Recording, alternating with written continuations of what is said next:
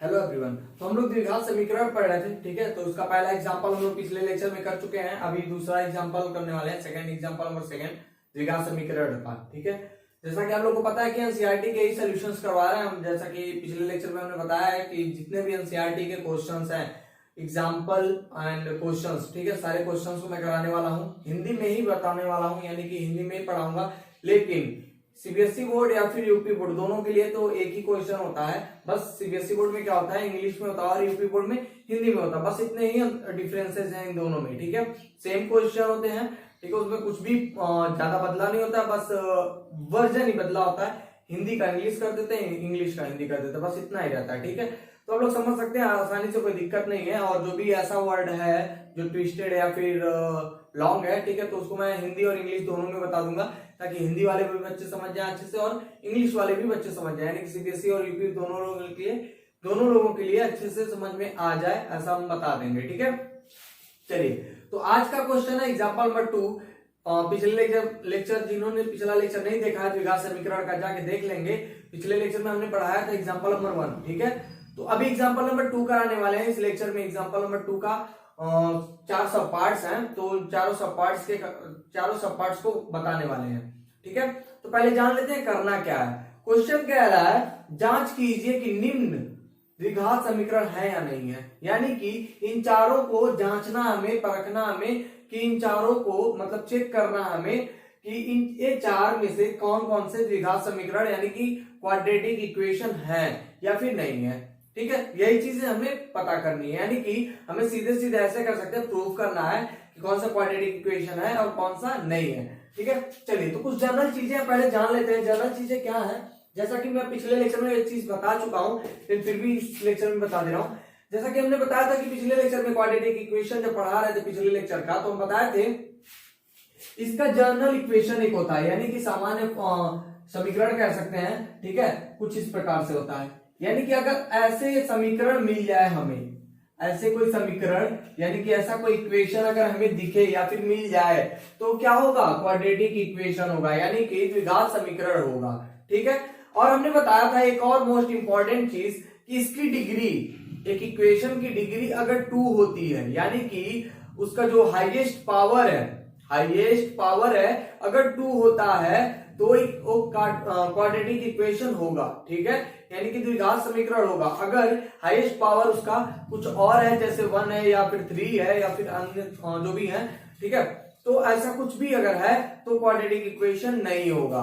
Quadratic equation होने के लिए क्या होना चाहिए, most important thing, one thing, that is the power will be, ऐसे कर सकते हैं, the equation of the degree of the equation will be 2, ठीक है, यानी कि हमें इक्वेशन का जो डिग्री होना चाहिए वो 2 मिलना चाहिए, ठीक है। एट लास्ट हमें 2 मिलनी चाहिए उसकी डिग्री, ठीक है। तो यहाँ पे देखिए इस इक्वेशन में डिग्री 2 मिल रहा, हमें मिल रहा ना।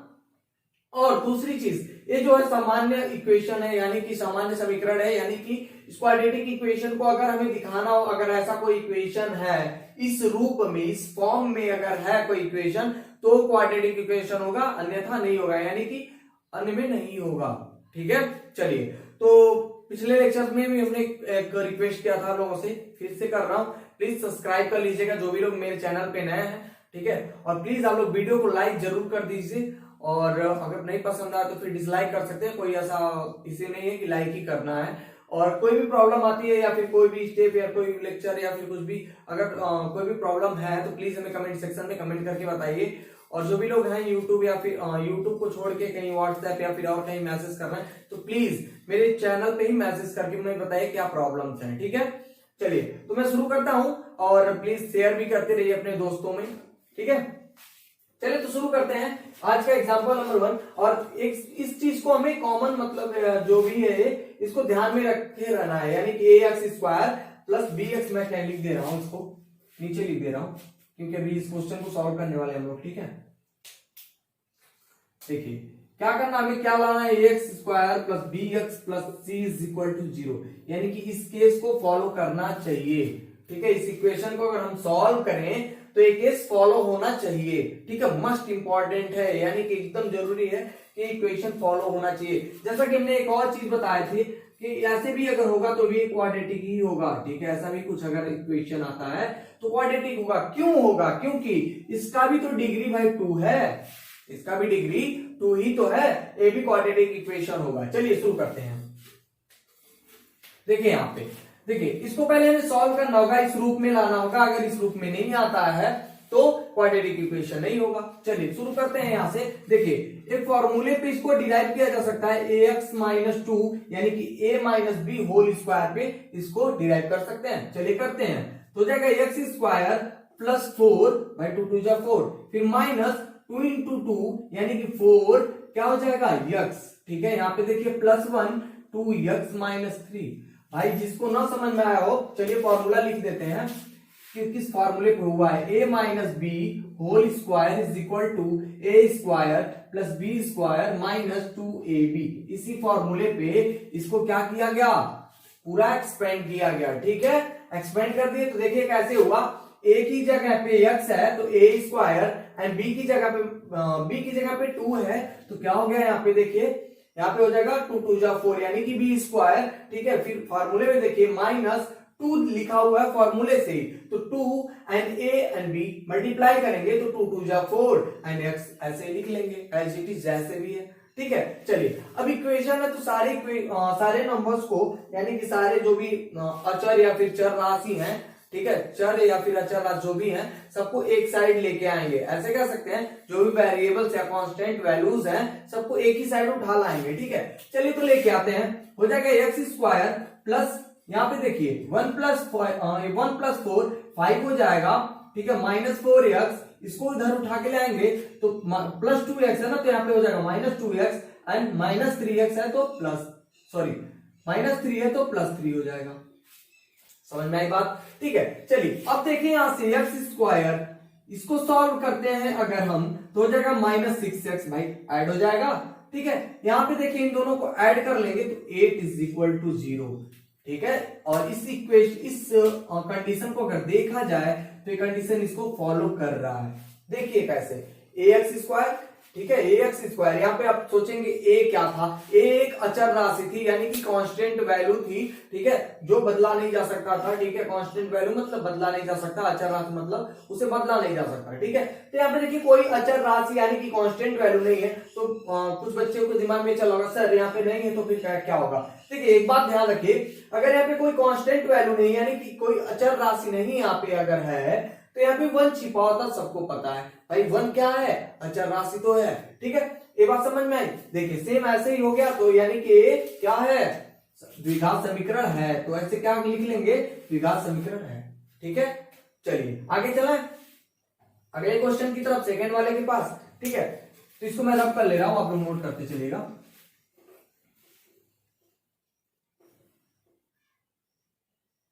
चलिए इसको सॉल्व करते हैं सेकंड वाले को। तो क्या होगा, यहाँ पे देखिए ब्रैकेट के जस्ट बाहर एक्स है सॉरी, ब्रैकेट के जस्ट बाहर एक्स है। और जैसा कि आप लोग जानते होंगे, आप लोग पढ़ते आ रहे हैं, बहुत पहले से पढ़ते आ रहे हैं कि एक्स अगर ब्रैकेट के बाहर कोई भी संख्या या फिर कोई भी नंबर या फिर कोई भी चिन्ह यानी कि सिंबल हो, ठीक है, तो क्या होता था, उससे मल्टीप्लाई हो जाता था। यानी कि ब्रैकेट को अगर हटाना तो उससे मल्टीप्लाई हो जाता था, तो क्या होगा, इससे मल्टीप्लाई होगा यानी कि हो जाएगा एक्स स्क्वायर और 1 में मल्टीप्लाई होगा तो प्लस एक्स प्लस 8 तो पहले से था, 8 बाहर भी था ब्रैकेट के, तो ऐसे ही लिख देंगे उसको, तो ठीक है। अब यहाँ पे देखिए, यहाँ पे 2 चीजें हो सकती हैं, या तो बारी बारी से उन दोनों का मल्टीप्लाई करें हम, भाई दोनों का मल्टीप्लाई करें तो कितने वहां पे कितने टर्म्स मिल जाएंगे, 4 टर्म्स मिल जाएंगे। 4 बार मल्टीप्लाई होगा ना, एक बार x को लेंगे तो एक बार इसमें, फिर इसमें करेंगे मल्टीप्लाई, फिर 2 को लेंगे तो इसको मल्टीप्लाई करेंगे, फिर इसको मल्टीप्लाई करेंगे। या फिर एक फॉर्मूला आप लोग पढ़ते आ रहे हैं, क्लास 6-7 से ही पढ़ते आ रहे हैं, a square minus B square is equal to, एक ब्रैकेट में a प्लस बी एंड दूसरे ब्रैकेट में a माइनस बी। सभी लोगों ने पढ़ रखा है, ठीक है, कोई ये बहाना नहीं चलेगा कि नहीं पढ़े हैं, सभी लोग पढ़े हैं, ठीक है। तो क्या करेंगे, यहाँ पे देखें अगर तो सेम कंडीशन यहाँ पे है, a की वैल्यू x है, देखें यहाँ पे, ठीक है, प्लस b की वैल्यू 2 है तो दोनों में 2 है, और माइनस और प्लस का जो भी है साइन, तो यानी कि इसकी जगह पे ये चीजें हम लिख सकते हैं। उसी हिसाब से इसकी जगह पे अगर हम कन्वर्ट करें इसको तो क्या हो जाएगा, a स्क्वायर यानी कि x स्क्वायर माइनस ठीक है। बी स्क्वायर मतलब 2 का स्क्वायर 4 हो जाएगा। समझ में आई बात? ठीक है, चलिए रब कर ले रहे हैं इसको आप लोग, चलिए रहने देते हैं। तो क्या हो जाएगा, एक्स स्क्वायर को अगर इस साइड लेके आए तो माइनस एक्स स्क्वायर होगा ना भाई। समझ में आ रहा ना? नहीं समझ में आएगा तो प्लीज कमेंट करके हमें जरूर बताइएगा। चलिए यहाँ पे देखिए प्लस एक्स प्लस 8 माइनस 4 को इधर लेके आएंगे तो प्लस 4 हो जाएगा। एट लास्ट अगर देखें तो यहाँ पे दोनों कैंसिल आउट हो जाएंगे भाई। एक्स स्क्वायर में से एक्स स्क्वायर को घटा ले तो क्या मिलेगा, कुछ नहीं। ठीक है, तो क्या मिलेगा एट लास्ट हमें यहाँ पे 0, X plus 12 is equal to 0। तो ऐसे ही देख लीजिए, क्या यहाँ पे डिग्री 2 मिल रहा है, यानी कि पावर इसका 2 मिल रहा, नहीं मिल रहा। कितना मिला, 1। ठीक है, तो ऐसे ही देखेंगे तो ये द्विघात समीकरण नहीं है। समझ में बात? द्विघात समीकरण नहीं है, तो इसको यहीं पे छोड़ देंगे, स्किप कर देंगे। चलिए आगे क्वेश्चन पे चलते हैं। अगला क्वेश्चन वही है, प्रूव ही करना है। चलिए क्या करना, देखिए सेम ऐसे ही कुछ इसका दिया हुआ है, तो क्या करें, इसमें मल्टीप्लाई कर ले तो क्या मिलेगा हमें, 2x², एक्स का मल्टीप्लाई एक्स से, ठीक है, plus 3x is equal to x² plus 1, कुछ इस प्रकार से मिलेगा हमें। देखिए अब x² को इधर लेके आए, प्लस 1 को इधर लेके आए तो हो जाएगा 2x² माइनस x², ठीक है, प्लस 3x और माइनस इधर लेके आएंगे प्लस 1 को तो -1 इज इक्वल टू 0। चलिए कुछ बच्चों को कंफ्यूज हो गए होंगे कि सर यहाँ पे कैसे का, तो देखिए यहां से जब उठा के लाए तो इससे सब्ट्रैक्ट हो सकता था, इसलिए इसको एक पास में लिख लिए ताकि यहां से समझ में आ जाए कि सब्ट्रैक्ट यहां से कर लेंगे हम। ठीक है, चलिए सब्ट्रैक्ट करेंगे तो क्या मिलेगा हमें, x² plus 3x minus 1 is equal to 0। At last अगर हम देखें तो फिर से वही कंडीशन जो पहले हम लोग लगा रहे थे वही मिल जाएगा हमें, x² plus 3x minus 1 is equal to 0। At last ऐसे कर सकते हैं कि जो हमारा जनरल इक्वेशन था, यानी कि जो साधारण सामान्य जो हमारा था ना इक्वेशन, यानी कि समीकरण जो था, ठीक है, ax² plus bx plus c उसके इक्वल, मतलब उसी के जैसा सिमिलर हो गया है। ठीक है, सिमिलर ऐसे है ना, देखिए सिमिलर है ना इससे, तो मतलब ये भी क्वाड्रेटिक इक्वेशन है। ठीक है, समझ में आई बात? क्वाड्रेटिक इक्वेशन ए भी था और वो नहीं था, यानी कि सेकंड वाला नहीं था। चलिए अब थर्ड बचा हुआ है, उसको सॉल्व कर लेते हैं, देखते हैं क्या कहता है। इसको यहां पे लिख दे रहे हैं हम, इसको मिटा ले रहे हैं। ठीक है, तो ये तो आप लोग जान ही चुके हैं कैसे हुआ है। ax² plus bx plus c is equal to 0।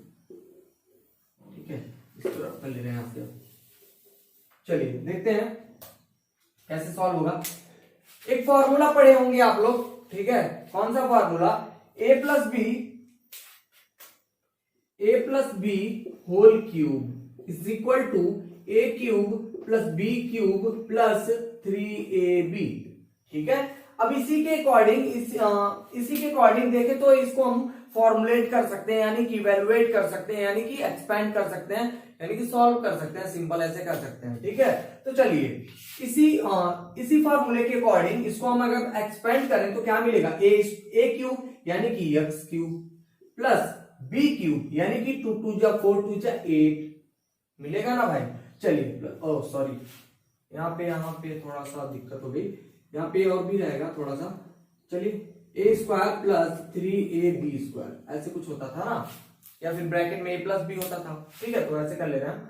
चलिए तो यहां तक हुआ 3a²b, तो 3 हो गया तो प्लस 3a² यानी कि x², ठीक है, इंटू 2 यानी कि 2। समझ में बात? ठीक है, 3 फॉर्मूले से a² यानी कि x² हो जाएगा इंटू 2 प्लस 3 इंटू x, और यहां पे देखें b का स्क्वायर यानी कि 2 2 जा 4। समझ में आई बात यहां तक? चलिए इक्वल वाला इधर लिख रहे हैं, x³ माइनस 4। ठीक है, चलिए और सॉल्व करते हैं इसको, थोड़ा सा और देख लेते हैं क्या करना है इसमें। x³ पूरे को उधर उठा ला है, कोई दिक्कत तो है नहीं, अभी उठा के ला सकते हैं, तो लेके आ रहे हैं। तो देखिए यहाँ पे x³ प्लस में था तो इधर आके माइनस हो जाएगा। ठीक है, और ये जो माइनस, चलिए आगे कर लेते हैं। तो यहाँ पे देखिए यहाँ पे 3 2 जा 6 यानी कि 3 दूनी 6, कितना मिल जाएगा, प्लस 6x² मिलेगा ना भाई, यहाँ से 3 दूनी 6। ठीक है, यहाँ पे देखें प्लस कितना हो जाएगा, 4 3 12 x मिलेगा। ठीक है, उसके बाद बचा क्या, अब हमारे पास 8 बच गया है, 4 को इधर लेके आए तो +4 इज इक्वल टू 0 मिल जाएगा। ठीक है, मिल जाएगा यहां तक। चलिए आगे करते हैं, नोट कर लीजिएगा आप लोग, इसको रख करके यहीं पे कर दे रहे हैं। चलिए देखते हैं, यहां पे देखें तो दोनों कैंसिल आउट हो रहे हैं, तो 0 हो जाएगा कैंसिल आउट होके, यानी कि 6x² प्लस वहां पे देखें तो 12x है तो +12x हो जाएगा। एट लास्ट कितना हो जाएगा, +12 इज इक्वल टू 0 होगा ना भाई। 8 + 4 कितना हो जाएगा, 12 हो जाएगा। कोई दिक्कत तो यहां तक नहीं होगी। ठीक है, अभी देखते हैं यहाँ पे कुछ चीजें कॉमन हो रही है। क्वाड्रेटिक इक्वेशन तो हो गया, ऐसे ही देख लें, यहां से कंपेयर करा लें तो क्वाड्रेटिक इक्वेशन तो हो गया, हमें यही प्रूफ करना था। क्वाड्रेटिक इक्वेशन है, यही छोड़ देंगे, आंसर है, नंबर भी मिल जाएगा, कोई दिक्कत नहीं है। ठीक है, चलिए अब थोड़ा सा सॉल्व किया है तो एग्जांपल में हम सोचे कि ये भी करवा देते हैं। कॉमन हो सकता है यहां से कुछ, देखिए क्या कॉमन होगा, 6 यहां से कॉमन हो सकता है, 2 भी कॉमन हो सकता है, 3 भी कॉमन हो सकता है ना, 2, 3 और 6 कॉमन हो सकता है। तो क्या कॉमन करते हैं, 2 तो कॉमन करेंगे नहीं क्योंकि छोटा पड़ जा रहा सबसे, और 3 भी कॉमन नहीं करेंगे क्योंकि इससे भी बड़ा 6 है हमारे पास जब, तो डायरेक्ट 6 को ही क्यों ना निकाल लें, तो 6 को डायरेक्ट निकाल लेंगे तो मिलेगा क्या, x² प्लस यहाँ पे कितना बचेगा, 2x + 2 इज इक्वल टू 0 बचेगा। 6 को अगर ट्रांसफर करें तो क्या हो जाएगा, यहाँ पे जाके 0 हो जाएगा। भाई अगर कोई भी वैल्यू 0 से डिवाइड या फिर मल्टीप्लाई होती है तो क्या होता है, कांस्टेंट वैल्यू हो या फिर वेरिएबल्स हो, यानी कि अचर राशि हो या फिर चर राशि हो, अगर 0 से मल्टीप्लाई या फिर डिवाइड होता है तो उसकी वैल्यू 0 हो जाती है। एट लास्ट 0 हो जाएगा, यानी कि जो हमें आंसर मिल जाएगा कुछ इस प्रकार से मिल जाएगा। इक्वेशन है तो इक्वल 0।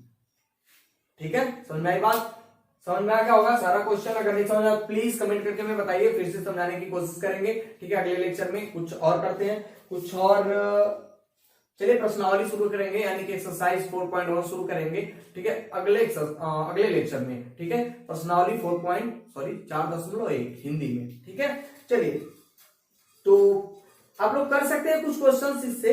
ठीक है, जो जैसा कि हमने एग्जांपल नंबर 2 बताया अभी इस लेक्चर में, वैसे ही सेम क्वेश्चन नंबर 1 है, कर सकते हैं आप लोग, लेकिन मैं अगले लेक्चर में बताने वाला हूं, क्योंकि जैसा कि प्रॉमिस करके रखा हूं कि सारे क्वेश्चंस को एक क्वेश्चंस को मैं कराऊंगा। ऐसे 1 ही 2 क्वेश्चन ऐसे बचेंगे, क्योंकि कुछ एनसीईआरटी के क्वेश्चन मुझे अच्छे नहीं लगते। ठीक है, बहुत सारे क्वेश्चंस ऐसे हैं जो मुझे लगता है कि इसका कोई वैल्यू नहीं है, तो उसको मैं छोड़ देता हूँ, स्किप करके आगे चला जाता हूँ और छोड़ के अगला क्वेश्चन पढ़ा देता हूँ, तो उसी को स्किप करूंगा, नहीं तो सबको बताऊंगा। ठीक है, तो प्लीज कमेंट कर लीजिएगा। ठीक है, जो भी प्रॉब्लम्स होंगे उससे रिलेटेड। ठीक है, फालतू के कमेंट तो नहीं, और प्लीज लाइक कर लीजिएगा। और जितने भी लोग अभी मेरे चैनल पे नए हैं, जो भी लोग नए जुड़ रहे हैं, प्लीज सब्सक्राइब कर लीजिएगा और बेल आइकन को जरूर दबा दीजिएगा। और बेल आइकन दबाने के बाद मिलेगा आपको ऑल का जो मिलेगा ऑप्शन, उस पर क्लिक कर लीजिएगा, क्योंकि अगर कोई भी मैं वीडियो अपलोड करूंगा, न्यू वीडियोस को अपलोड करूंगा, तो आपको पहले उसका नोटिफिकेशन मिल जाएगा। ठीक है, जैसा कि आप लोग सब सारे चैनल्स का जानते ही हैं। ठीक है, चलिए तो इस लेक्चर को यहाँ पे समाप्त करते हैं, और प्लीज अपने फ्रेंड लोगों में शेयर करते रहिए। ठीक है, जितने भी क्लास 10th के हैं या फिर 9, 11, 12 जो भी है, शेयर कीजिए, बताइए हमारे चैनल के बारे में। ठीक है, मैं कोशिश यही करता हूँ कि सारे लोगों की जो भी चीजें हो या फिर जो भी डिमांड हो उनको कंप्लीट किया जाए। तो अभी तो कुछ बच्चों का डिमांड चला था, सर क्लास 10th का पढ़ाइए, तो 1-2 बच्चे ऐसे भी थे जो कहें क्वाड्रेटिक इक्वेशन शुरू कीजिए, तो मैं क्वाड्रेटिक इक्वेशन को लेके शुरू कर दिया। ठीक है, कुछ बच्चे इंग्लिश से भी हैं और हिंदी से भी हैं, तो दोनों लोगों ने बस एक ही चीज रखा, क्वाड्रेटिक इक्वेशन। हम बोले चलो अब अलग अलग पढ़ाएंगे तो 2-2 लेक्चर बनाना पड़ेगा, इसलिए एक ही लेक्चर में पढ़ा देते हैं, एनसीईआरटी पढ़ा देते हैं, सबको हो जाएगा। ठीक है, चलिए तो एनसीईआरटी के ही क्वेश्चंस को आप लोग तैयार कर लीजिए, अभी तो समय बचा भी नहीं है, जैसा कि लॉकडाउन का माहौल चल रहा है। ठीक है, चलिए तो इस लेक्चर को समाप्त कर रहे हैं। Thank you.